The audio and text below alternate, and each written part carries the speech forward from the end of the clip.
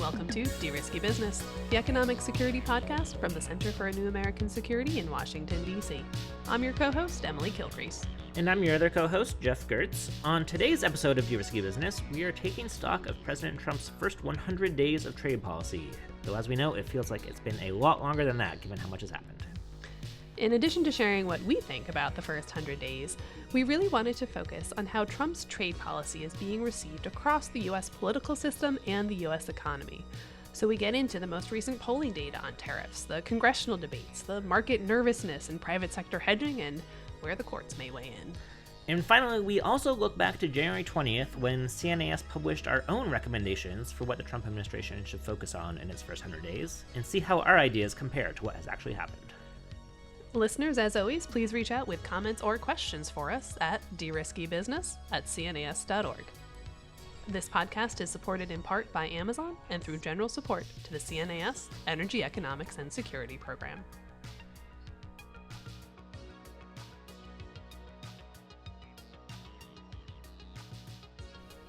Geoff, you know that phrase that comes up in like wellness blogs and stuff of, well, how old are you and how old do you feel? Okay. I feel like this is the best way to start our conversation about the first 100 days of the Trump administration, because it's only been 100 days, but how long does it feel like it's been? Feels like 100 years. At least, right? All right, so today we are going to check in on the first 100 days of the Trump administration in the economic security space. But really, of course, what that means is what's been going on for trade and taking a step back to digest all of the many, many things that have happened over the last 100 days. Clearly, the president and his administration are also marking the occasion. President Trump traveled to Michigan earlier this week for a rally kind of event, kind of commemorating all of his amazing accomplishments over the first 100 days, had a cabinet meeting to that effect. So certainly a good time to just take stock of what we've learned about the Trump administration so far. Yeah, exactly. And maybe I should say, what we want to do in this podcast, there's tons of other outlets that are covering what has happened in the first 100 days. Go read Trump's interviews with Time in the Atlantic and others. We are not going to try and sort of say this is what Trump has done in the first 100 days, because I think that's been well covered. But what we want to talk about is how are people responding to Trump's actions, particularly on Trump's trade policy. So how are other kind of stakeholders in the U.S. and international systems kind of reacting and pushing back on Trump's trade policy to date? So there's a lot of different angles to that question. So first, we're going to do a quick recap of what's happened. We'll try to keep it as quick as we can. But then we want to talk about these different voices and pressures in the U.S. political system that we think matter for the first 100 days and what that means moving forward. So we'll talk a bit about public opinion in the U.S. What do Americans make of the first 100 days of a Trump trade policy? We'll talk about congressional factors, and to quote Monty Python, not dead yet. They might still have a role here. We'll talk about economic factors, broad economic health indicators, market reactions, how specific companies have been responding. And last but not least, we will certainly talk about some of the litigation that has started to pop up on these trade issues. Exactly. All right, so let's kick off with a very quick recap. Again, I'm not going to try and do all of the ins and outs of the last 100 days of chaos on Trump trade policy, but listeners will probably remember, probably the first big action we had was the initial tariffs on Canada and Mexico announced in early February. That sparked the first wave of on-again, off-again tariffs, and I think the first real signal that Trump was serious about this tariff policy. Maybe fast forward then up to April 2nd, Liberation Day, where we got the big announcement of reciprocal tariffs on essentially all countries in the world. Many of those have since been paused, although notably the 10% universal tariff is still in effect. Meanwhile, we are now pretty far into the trade war with China, where we've got, at the moment, 100 plus reciprocal tariffs on both sides in the U.S.-China trade relationship. And a little bit in the background, but kind of turning forward, there are these product-specific Section 232 national security investigations on different products. So we've got tariffs on steel and aluminum and autos already in place, and we've got expectation of tariffs coming for semiconductors, for pharmaceuticals, copper, lumber, and critical minerals. So lots has happened. Is that all? Is that it? Yeah, is that it? The other thing, just in terms of, level setting, in terms of what's been happening, of course, is all of the negotiations that have kicked off post-Liberation Day with foreign governments as Trump paused the reciprocal tariff program, he also kicked off a series of negotiations to try to deal with some of the trade issues that were identified with these foreign government partners. Depending on the day or who the messenger is, there's somewhere between 0 and 190 different negotiations ongoing. I think realistically it is somewhere around 20 serious negotiations with partners to try to get to at least a framework agreement within this 90-day period and the 90-day pause for the reciprocal tariff program. And then we'll see what those look like. We'll see what countries are able to get across the finish line, and then we'll see how any of this actually gets implemented. We've been hearing that new trade deals are going to be announced any moment now. So, we've got the Koreans coming to town, the Japanese coming to town, the Indians. We'll see kind of who is first across the finish line there. But certainly something we'll be watching closely. But maybe let's dig in a little bit further now on public opinion on tariffs. So certainly as tariffs have become a major national issue, we've gotten lots of different polling on this topic. And maybe we should just level set on the polling data as well, because most of the time when you look at political issues, your rule of thumb is it's going to be like 48% of the American public support something and 48% oppose it. And it's a pretty clean party split. So in my head, that's how I think about the baseline. And if there's anything different than that in the polling data, that's actually really interesting. Yeah, exactly. I think, we are generally a polarized country that divides into two pretty evenly split camps. What we are seeing on tariffs, though, is that is not the case. That tariffs are actually pretty unpopular. Wait, not everyone loves tariffs? Shockingly, that was our first episode. Shockingly, turns out not everyone loves tariffs. So look, there's kind of dozens of different polls you can look at. We'll just go through a couple of them. A recent Washington Post poll found that only 34% of Americans approve of Trump's handling of tariffs, with 64% disapproving. Notable number from Gallup here, which is that 89% of respondents believe that tariffs will result in increases in prices. And again, after just having an election fought primarily over this topic of inflation and, everybody focused on Biden inflation, the idea that Trump is sort of moving forward with his policy that 9 out of 10 people believe it's going to result in an increase in prices is kind of shocking to me. I will say tariffs on China are not quite as unpopular, and certainly there's some early polling suggesting there was a constituency for that. As we've actually gotten into 100 plus tariffs on China, that popularity has slipped as well, though. So the latest polling on that shows that 53% disapprove of China tariffs, while only 32% approve. And, maybe one other big takeaway here is that these tariffs are extremely unpopular. And I think it's notable. This is before the actual negative real world impacts of tariffs have started to hit. So, right, we have not yet seen kind of empty shelves or the real true big spikes in inflation that many economists think are going to happen if we kind of stick with current policies. And yet, even already, we're at high levels of disapproval of Trump's tariff policy. Yeah, that's right. And this will certainly be something that we're keeping an eye on, and I'm sure the administration is keeping an eye on as they think about how sustainable these policies are. But I would imagine they're looking at this polling data, and it's one of the reasons that they're thinking that they actually need to get some deals with foreign governments sooner rather than later to actually achieve their objectives without leading to some of these negative impacts, that are real world impacts that Americans will actually feel when they go shopping for their family or try to put dinner on the table. Yeah, exactly. And those things absolutely, are what drive a lot of long-term sustainable trends in public opinion, I think. But I do have this sort of question in the back of my head, which is sort of, how much does any of this matter, right? Which is that sort of like, yes, there's sort of tons of evidence that the public does not like tariffs, but really there's a sort of audience of one who we need to worry about who likes tariffs, and that's the president himself. And the president's actually been quite clear on this over some 4 decades sort of on the public record for his views on tariffs, being supportive of tariffs. So I do wonder, how much will public pushback actually shape U.S. policy here? Well, it's a good segue to the next thing that we wanted to talk about, which is how Congress is reacting. Because obviously we live in a democracy. Congress people are getting calls from their constituents. How is Congress actually responding to the shifts in public opinion, the shifts in policy, and just everything that's been going on in the trade space?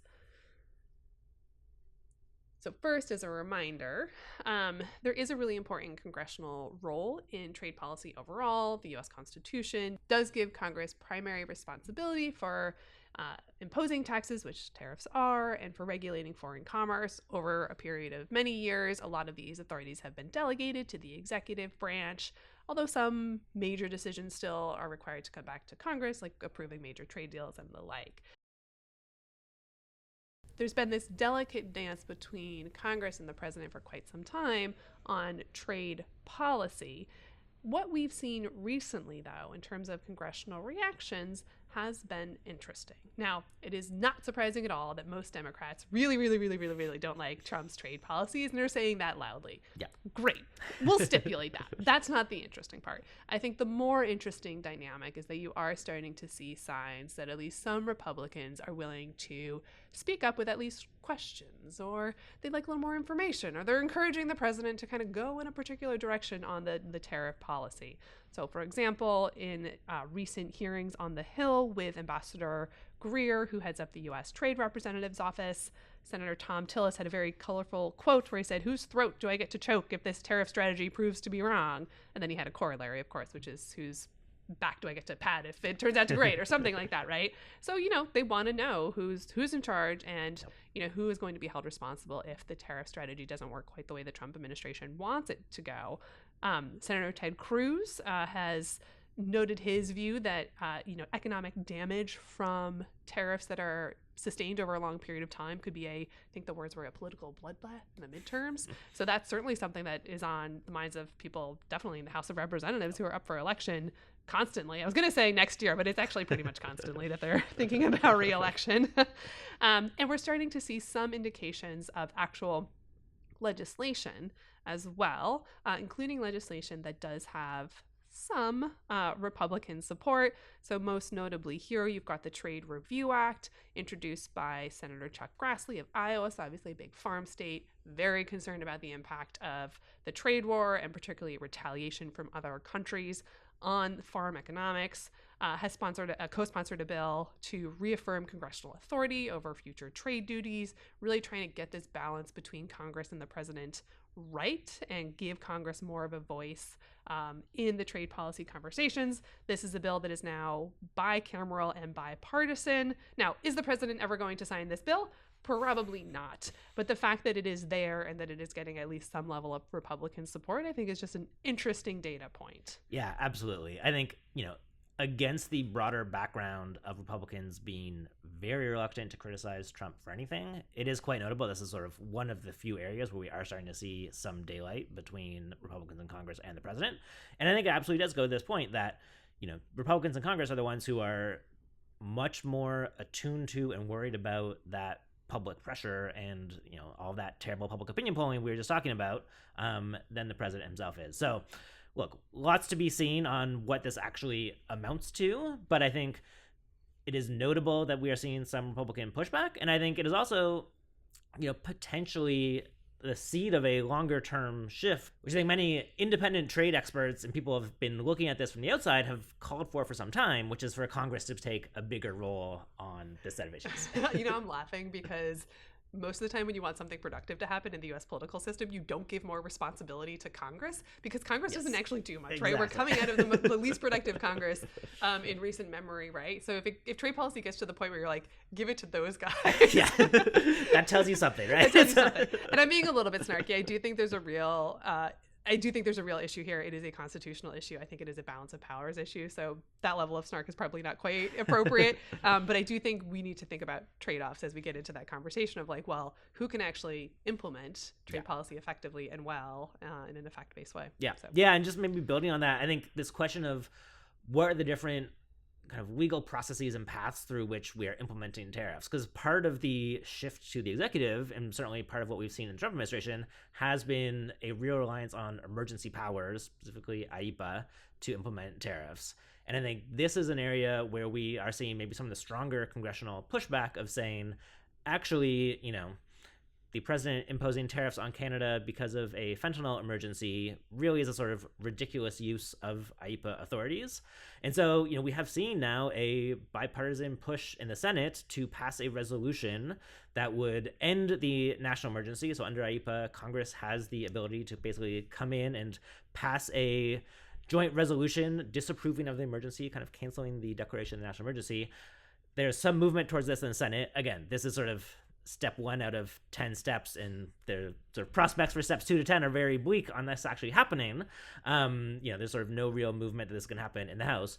But again, it's notable that you are starting to see some real pushback from not just Democrats, but from the Republicans, particularly in the Senate, saying, actually, we should reclaim some of this power. Yeah, and to play that all the way out, I mean, so there would have to be a joint resolution that ends the emergency, which would force the president to pull back the tariffs. The president would have to basically approve or not veto the joint resolution that says that he's doing a thing that the Congress doesn't want him to do. So that's why it seems like pretty bleak. We're not close to veto-proof majorities in both houses at any point. Yeah.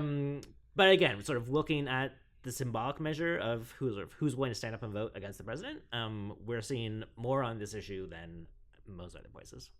Yeah, and it is important to calibrate that a little bit, though, because even on the Canada emergency, there's been some pushback, including from Senate Majority Leader Thune, who is basically trying to keep Republicans in line with the president's agenda. And so really putting pressure on those Republicans who have indicated a willingness. So I think we've seen some cracks in the overall facade, but I think we want to be careful to not overstate how likely any of this is to actually lead to a legislative constraint on the president's tariff authority anytime in the near term. Yeah, I think that's right. So, that's a quick overview of what public opinion on Trump's trade policy and what we're seeing in Congress. Let's take a quick break, and then we'll be back to chat about how Trump's trade policy is impacting the real economy.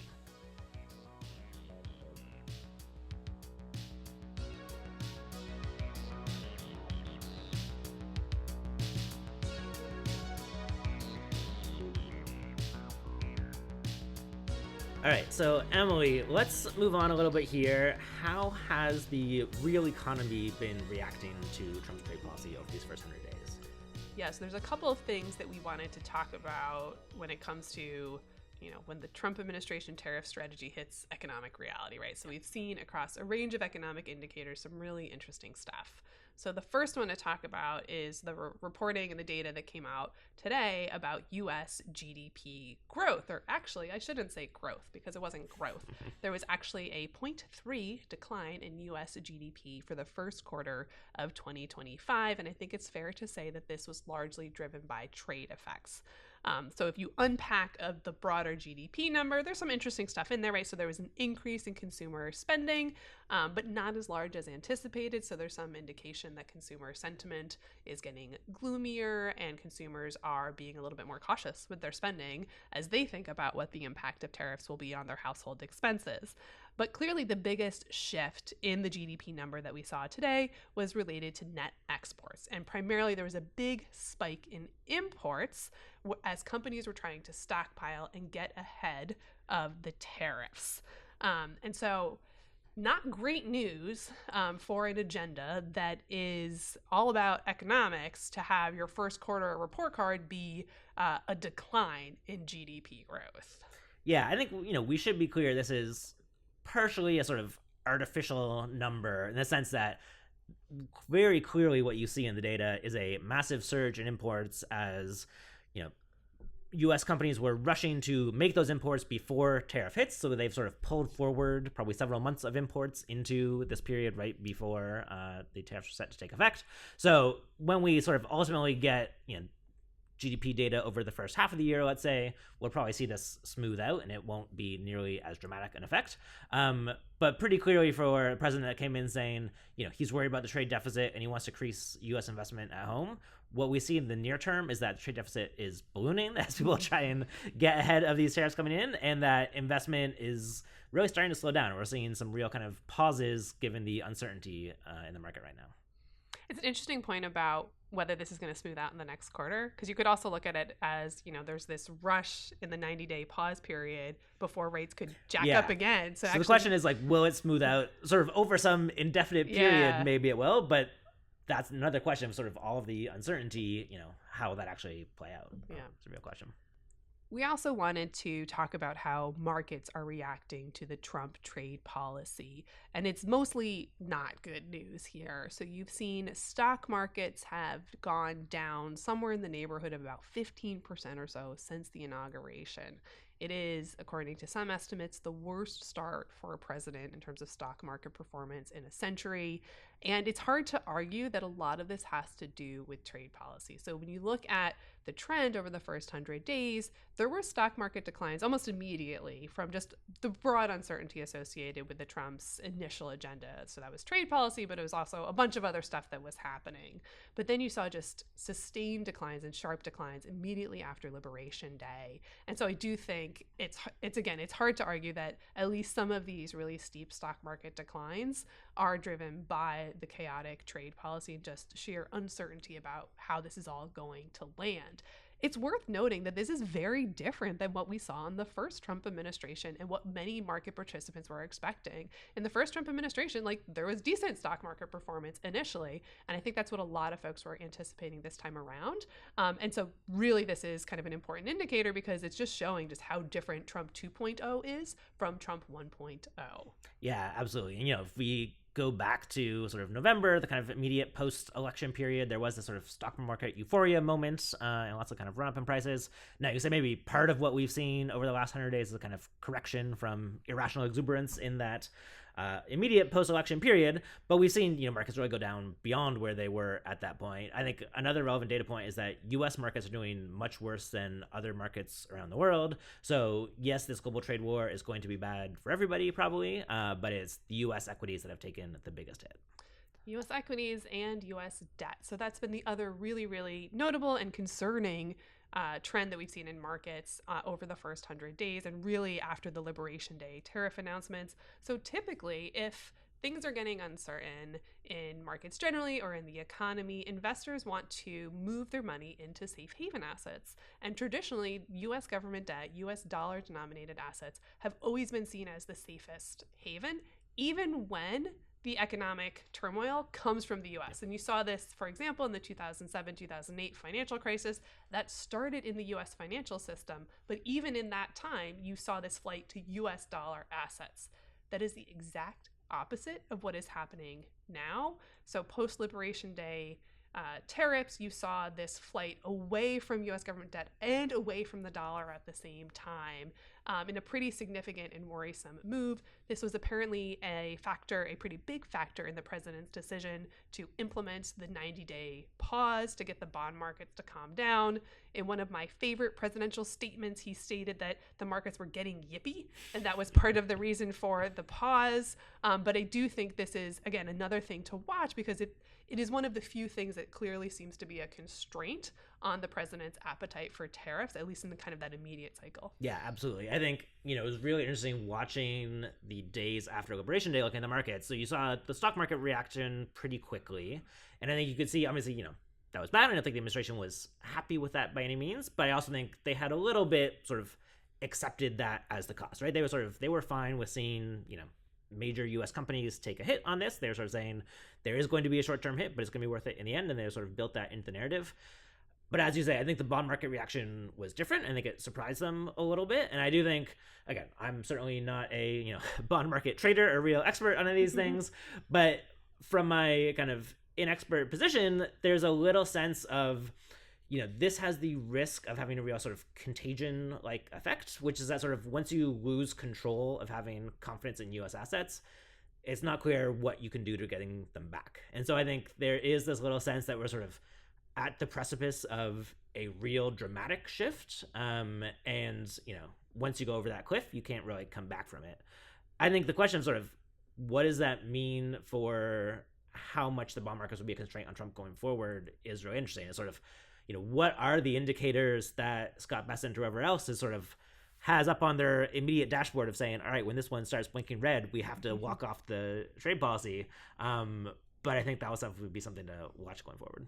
Yeah, and we should also note that the bond market reaction, the other major factor here is the president's position towards the Federal Reserve and some of the comments he's made about preserving or not preserving the independence of the Fed to kind of set monetary policy. That is kind of the other sacred cow in terms of, the sanctity of the dollar and credibility of of the dollar that really does matter for whether investors do view the United States as a safe haven or not. So those two data points together are going to have, I think, a really, really important impact, and certainly is something that investors are going to be watching moving forward. Yeah, exactly. All right, so let's move from the kind of general markets to maybe get into a few company-specific reactions. So, Emily, we've been hearing sort of the word tariffs jumping up in earnings calls all over the place. I think I saw some reporting from Brenan saying that mentions of the word tariffs have gone up 132% in earnings calls transcripts. But what are we seeing from kind of how companies specifically are reacting to Trump's trade policy? Yeah, I'm actually surprised it's only 132%. Or maybe that's just my bias in terms of the reports I'm reading on the earnings calls. But it does seem like it's coming up a lot. I mean, so there's some interesting bits of information that might help listeners kind of understand how companies are responding here, right? So GM and some of the other major automakers have canceled their guidance. So basically, like, they are saying, we don't know what the future holds economically, so we cannot tell you if we are going to make money or not. The world is too crazy to predict how much money we'll make next quarter. So that's like a great signal. And it also makes me very glad that I have a car that hopefully, knock on wood, is not going to break down anytime soon. You've got American Airlines saying it's going to pass prices onto consumers. This is notable because one of the administration's main talking points is like, well, it's the other guys who are going to pay these prices, right? And you've got companies now who are like, actually, no, I think some Americans are going to have to pay some prices here. You've got warnings from a bunch of consumer companies or clothing companies like Adidas who are warning that tariffs, they will lead to higher costs on its U.S. products. They're going to have to pass those costs on. CEOs of some major retailers like Target and Walmart and Home Depot issuing private warnings reportedly to the president about the supply chain disruptions that will come from tariffs, and kind of this very gloomy prospect of empty shelves in some of these major stores, which, politically would be not great if some of these images start popping up all around social media. Yeah. So, clearly I think what we see is companies are sort of trying to plan for the chaos here, but saying, we don't actually know what's going to happen. And so we're sort of, don't take us at our word on any forward guidance. Sort of, who knows what's going to be on our shelves months from now. I'm sure that there are many businesses that specialize in kind of, giving advice on how to cope with chaos and supply chain strategies and everything like that. They're doing very well these days, but they're the only ones. Yeah, exactly. Right? It's a niche business to be in. Yeah. I mean, there was this New York Times reporting earlier this week about how Christmas is already ruined, which maybe is a little hysterical, but I actually think is helpful when you think about just the lead time for how do you actually build a supply chain? How do you actually put orders in, get those orders manufactured, have them shipped, have them on shelves in time for December 25th, right? Yep. And so that actually starts now. And so I think companies are starting to grapple with, well, what actually can they plan for over the next year, whether it's Christmas or Halloween or whatever the big thing is that is usually like a big surge of spending in the U.S. Yeah, and how much can these sort of on again, off again tariffs just thwart any plans to plan for things 6 months from now? I guess I also have to get my Christmas decorations Start shopping now. All right, I'll do it now.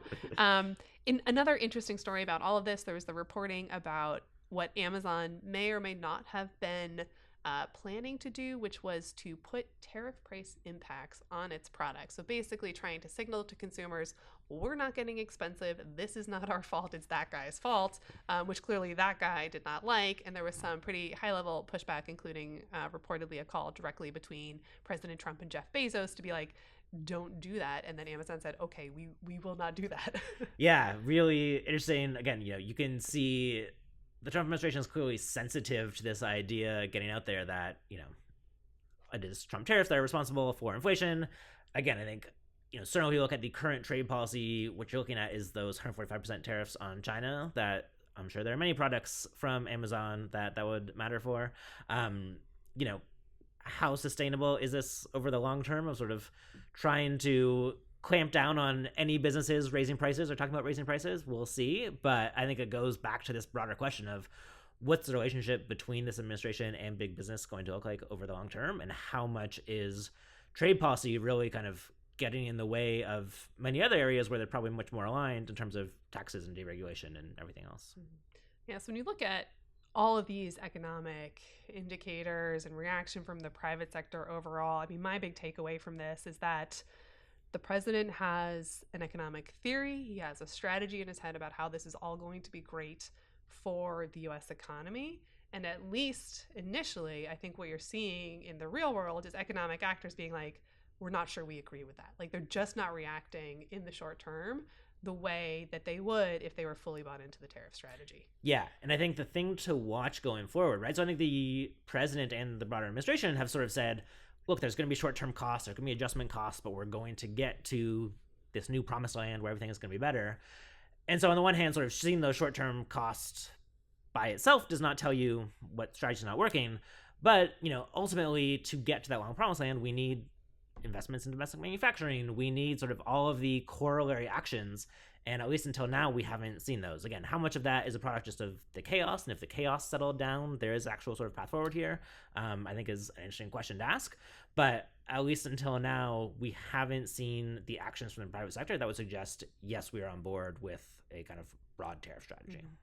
Now, the one data point that does seem to be working in the president's favor is tariff revenue generation. So there is reporting or government data that shows that the amount of revenue that the U.S. government has collected because of tariffs over the first 100 days is the highest it's ever been. It's about $40 billion.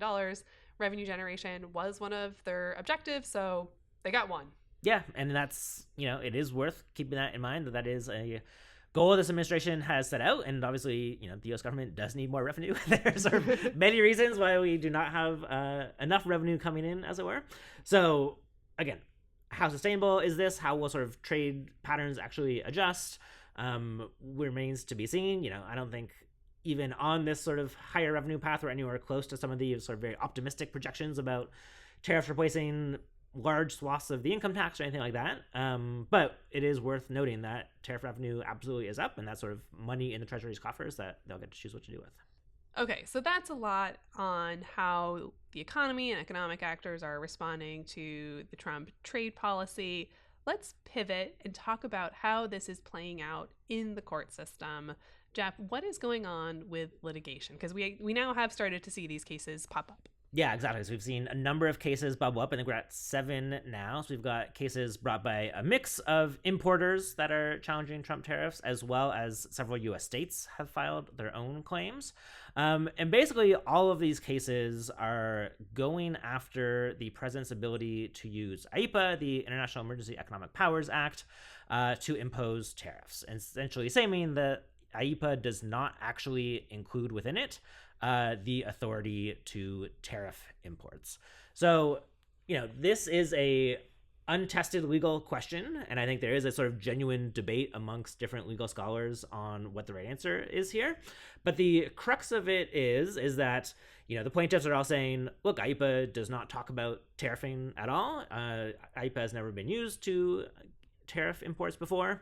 This is a kind of outside the bounds of what is considered in the legal scope of IEEPA. What the government turns around and says is all right, maybe IEEPA doesn't literally include the word tariff, but it does talk about regulating imports, and the way that we are choosing to regulate imports is by tariffing them. Now, the counter-argument, and something that friend of the show, Peter Harrell, has raised a couple of times, is that is actually quite a slippery slope, because if the legal position of the government is that anywhere a legislative text gives the authority to the administrative branch to regulate something, it is really giving the power to tax. That is a massive expansion in the taxing authorities of the U.S. government. So, just to give an example, right? The EPA regulates a bunch of stuff, but we probably don't want a world where the EPA can start taxing everything that is related to the environment. Yeah, just because maybe we do, right? I guess it's the question to be had, but again, in a world where you think of the Republicans normally associated with sort of small government and anti-tax policy, this is in some ways a massive expansion in the power to tax, which, again, taken to its logical limits, would have very far-reaching implications. And you can imagine, how might a Democratic administration in the future interpret the idea that anywhere they have the right to regulate, they in fact have the right to tax. And actually, maybe they would love the fact that the EPA could tax right? anything related to the environment. So maybe that's a solution there. So there's the legal questions. There's also the fact-based questions, right? Particularly around the IEEPA emergencies declared for Canada, for fentanyl, as we've talked about on the show. Seems disproportionate perhaps to hit Canada that hard over a relatively small amount of fentanyl that crosses the border every year. Yeah, exactly. There's sort of two pieces to this. So one is just a basic factual assessment. is it a national emergency that whatever sort of a handful of It's like 40 pounds of yeah, fentanyl or something like that, yeah. you know, some minutely small amount of fentanyl is crossing the border. Is that a national emergency or not? You know, generally we've seen courts will be very deferential to the executive branch on kind of determining what is or is not a national security emergency. I think this is probably kind of maybe testing those limits, though. And then the kind of additional piece on top of it is that we have the, you know, formal declaration of the tariffs, which is all about the fentanyl national emergency. And then we have kind of Trump getting on Truth Social saying, oh, Canada doesn't open up their dairy sector to us, and kind of a litany of other complaints that are completely unrelated to the declared emergency. Completely unrelated to the declared emergency, and which he is, you know, essentially saying are the true reason for the tariffs that are in place or not. So I think there are a couple of different ways where that may come into play in a court case. Again, generally courts are going to be deferential to the executive on national security, but there are probably limits to it, and we're probably getting very close to those limits. So how long does this stuff take to play out in the courts, right? We've got a bunch of different timelines that we're working on here. You've got companies who are looking at, well, how long do I have inventory in stock? You've got foreign governments who are like, well, I've got 90 days to negotiate this. What's the timeline that the courts are looking at? So, you know, we don't quite know yet exactly what the timeline will be, but we're talking sort of weeks and months, not, you know, immediate decisions. There's been one initial decision, which was the court denying to grant an immediate short-term injunction to kind of stop these tariffs, where basically the court said, you know, I think the companies bringing this are still going to be in business in a couple of weeks, so we can wait to actually kind of hear the case on the merits instead of doing an immediate stay. But that doesn't really tell you anything about kind of where they'll come down on sort of medium-term or longer-term issues. I think, you know, the thing to note here is that ultimately this will probably take some time. I suspect, you know, there are, again, multiple cases here. There's still a question of, are they all going to get bundled up into one or not? I suspect whatever the outcome of the case will be, this will be appealed up to higher courts. So it's going to take some time. The other notable thing here is that all of these are challenging specifically the IEEPA tariffs, which I think are the tariffs on the shakiest legal ground by far.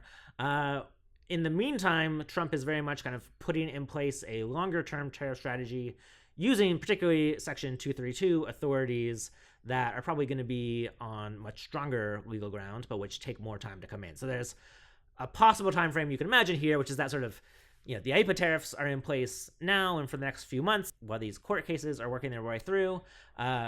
Maybe potentially, you know, 3-6 months from now, these court cases are determined in favor of the plaintiffs, and they say, actually, you can't do IEEPA tariffs. But by that time, the Trump administration already kind of fully has in place, or is very close to getting in place, broader tariffs through Section 232 and through Section 301 investigations. So if you had to guess, Geoff, what do you think the ultimate result is going to be? Do you think that the merits will persuade the courts to repeal the IEEPA-based tariffs? Tough question. You know, look, I think it's unlikely, just that I think the courts have been so reluctant to weigh in on international emergency questions that the sort of default position is going to be they're going to stay very deferential. You know, who knows? I do think this point on kind of does regulate include the ability to tax or not is a interesting legal argument, and, you know, keen to sort of see that fully played out in the courts. But if you're asking me to guess, I would probably lean towards the courts will be deferential to the administration, but I'm not sure. What do you think? I was going to take the other side of that one, actually. Well, I think maybe this is particularly for, you know, the Canada kind of tariffs, where just like the fact basis and the contradictory statements, like if the courts were going to come in and weigh in against the government, that does seem like the kind of case where just the facts and circumstances of how those tariffs were implemented may outweigh kind of the usual deference. Again, not a lawyer, who knows, but I do think it's worth the plaintiffs bringing it. Yeah, certainly. Absolutely.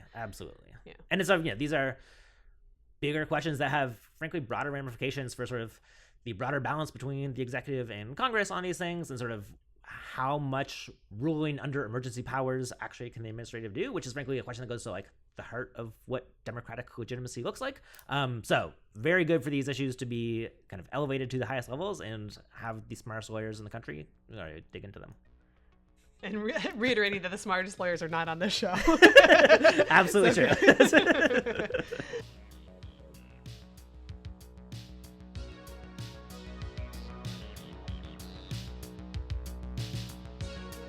All right, welcome back, everybody. So, Emily, back on January 20th, on Inauguration Day, CNAS put out a wide-ranging report on the first 100 days with our recommendations for the incoming administration.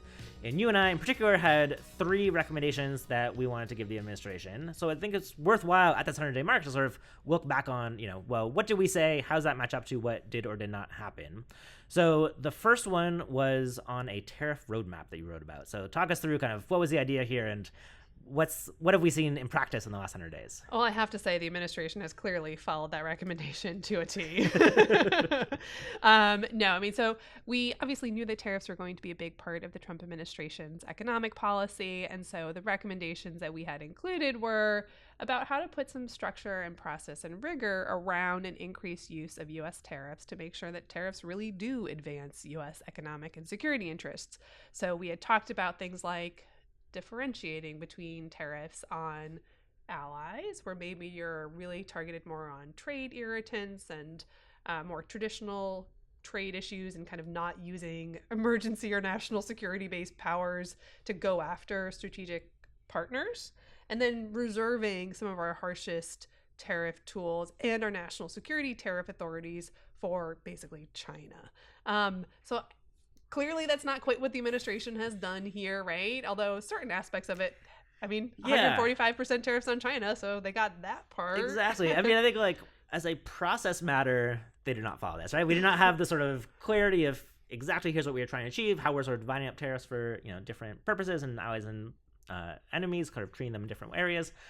Having said that, kind of if you look at actually where we are today and just took a snapshot of today, you can kind of squint and see something that looks like this, right? Where sort of clearly China's being treated differently from other countries, which I think was part of the recommendation. So I think we have seen that. We have seen, this link of sort of tariffs as leverage in negotiations, which is certainly what the administration is doing now, given the 90-day pause in those terms. So again, certainly all of the process of the last 100 days could have been much better.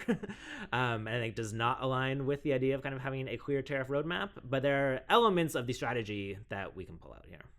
Yeah, and to be fair, I do think that the administration believes that they've given a tariff roadmap, right? You've heard them talk multiple times about what they're trying to achieve with tariffs. It's rebuilding American manufacturing, it's getting to fair, rebalanced reciprocal trade, it's generating revenue, and this is all kind of the trade pillar of a broader economic revitalization package that also includes deregulation and tax reform, right? So they do have a vision there. I think where there's clearly a divergence in terms of how they put forward the vision and kind of how we would think about it is just how do you get to that end state and clearly communicate along the way with stakeholders what you're trying to do and how you are viewing the costs and benefits, and kind of doing all of that analysis and stakeholder engagement before you implement the tariff, right? Yeah. That's I think the hardest thing to kind of grapple with in terms of how this administration is implementing its tariff roadmap is that they do the policy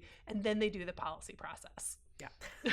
Yeah, no, that's exactly right. And this is a broader point I've thought about, having sort of spent some time in the Biden administration working on economic security issues, where I think it's a fair criticism of the Biden administration that it was sort of too much process, too much sort of running around in circles, doing things like the outbound investment executive order took sort of years longer than arguably it should have. And so looking at this administration, that just comes as we're just going to do things. We're not going to be concerned about process. We're not going to be concerned. Look, there trade-offs of both approach, and I'm not here to say the sort of no process approach is better by any means. Do not want to be mistaken for taking that view, but I do think it's been clear this administration just sort of doesn't view the value of that sort of policy process in the same way. I just think they're doing it after the fact, right? You could still end up with a 2-year policy process. Yeah, it's just during an effective period or not during an effective period is the main difference. Anyways, okay, let's move on. So the second big idea that we had in our CNAS report was that the administration should publish an economic security strategy. Yeah, exactly. So, here what we were really thinking about is kind of keying off this idea that goes back to the first Trump administration of saying, economic security is national security, kind of recognizing how central economic security is to so much of what the administration is trying to achieve in both the trade realm, but also the broader foreign policy realm.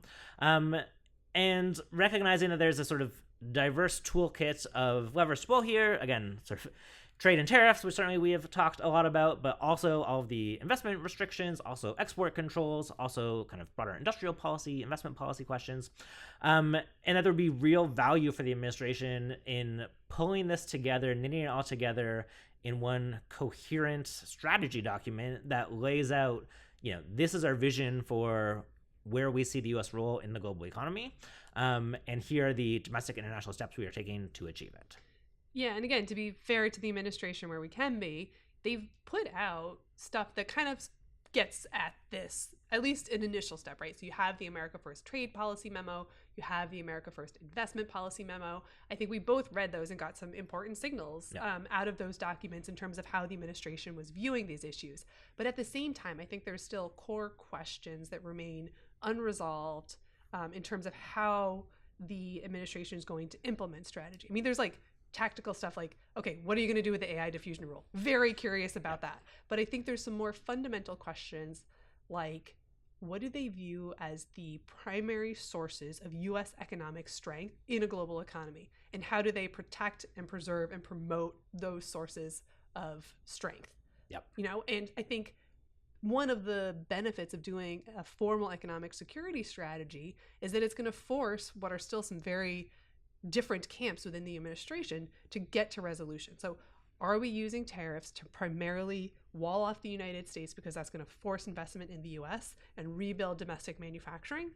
Or do we envision a world in which the US actually is still connected to the global economy? Like, we actually don't know what the administration thinks, and that sure would be helpful. Yeah, exactly. I think, as you just said, it is very clear that there are kind of competing views within the administration on some of these fundamental questions.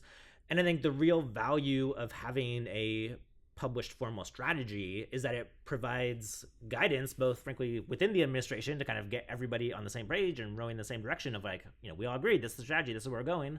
But then also to sort of external stakeholders, private sector, foreign governments, whoever it may be, to better understand, all right, this is what the administration is trying to achieve. This is, why they are taking the policy actions they are taking. And then that allows, private sector investors to figure out, okay, here are the actions I need to take to be aligned with the administration, given kind of the direction they want to go in. And I think there'd be real value in just having more clarity over what is the vision for success of the end game here that would then allow other stakeholders to work more effectively with the administration. All right, a plea for clarity. We'll see how that goes over Which the next is that, 100 days. we put this out as a sort of 100-day objective, but like happy for it to come out anytime. So there's still time. I think this is not one that I have given up yet in any means. No points off for a late submission. Yeah, exactly. Okay, and our third big idea that we put in the CNAS report was that the administration should negotiate economic security agreements. And we're kind of getting there. Yeah, I think so, right? So again, the sort of central idea here is that we need a new approach to trade agreements that combines some of the traditional elements of trade agreements in terms of market opening and addressing non-tariff barriers and all those sorts of issues with the kind of broader set of economic security priorities that the government is really focused on now. So bringing in things like export controls, investment screening, broader questions about how do you counter Chinese overcapacity, how do you address kind of the threat of Chinese retaliation, and designing joint tools for addressing Chinese retaliation. And what's been really interesting in this moment of the 90-day pause and the sprint to negotiate new trade agreements with all of the countries targeted by the reciprocal tariffs is that we have seen some reporting that a lot of these economic security ideas are coming up in these negotiations. So they are bringing in ideas about how do you put on a kind of counter-China strategy into these trade agreements. Yeah, and I think it's really great that the conversations are moving in that direction. I also think there is a huge potential unintended consequence, which is that a lot of the countries that the U.S. is negotiating with are now very worried about U.S. economic bullying. And so the U.S. could be asking these countries to put in place these types of programs that could then be used against the United States. And I don't think that undermines the idea that this is something we should be pushing for, but I do think it means that the US is going to need to tread quite carefully here and get to a place where they can rebuild trust with the trading partners, that whatever they're negotiating in the 90-day period is going to be durable, it's going to be sustainable, and it's going to protect these countries from future tariffs. If they can get to that place of trust in the negotiation, then I think it absolutely makes sense to have some of these economic security elements kind of baked in. They'll have to be a little bit different depending on what country you're talking about and capabilities and bespoke issues and all of that. But there's definitely that other possibility of countries remain really worried about U.S. actions, and they're like, yeah, great, we'll do an investment screening mechanism and we're going to use it to block U.S. investment. Yeah, exactly. I mean, that's going to be a tough piece to deal with. Again, for my part, I do think if you designed these well, there are benefits to the United States to actually having, some constraints on U.S. action here. I actually do not think it is necessarily in the United States' long-term interest to have completely no constraints and no kind of predictability on where's the next sort of national security emergency driven U.S. intervention in the economy going to happen. And so the ability to go and say to our closest allies and partners, actually we are willing to make some promises that we're not about to declare you a national security threat and, block your investments, wherever it may be, I think would be helpful. The question would just be kind of in the details of how do you get the language right here. Yeah, I think that's right. And also, maybe other countries will be like, yeah, great, we'll align with you on these economic security measures because it gives them some we want assurance. These abilities as well. Exactly. Yeah. Okay, so what score do you give us? I don't know, like a 50%? Are we passing, failing, Yeah, TBD? I don't know, sort of incomplete probably. Fair enough. Still to be determined. The handwriting's too messy, can't tell. Dog ate my homework. All right, Geoff. And thanks to our listeners for tuning in. All right, see you next week.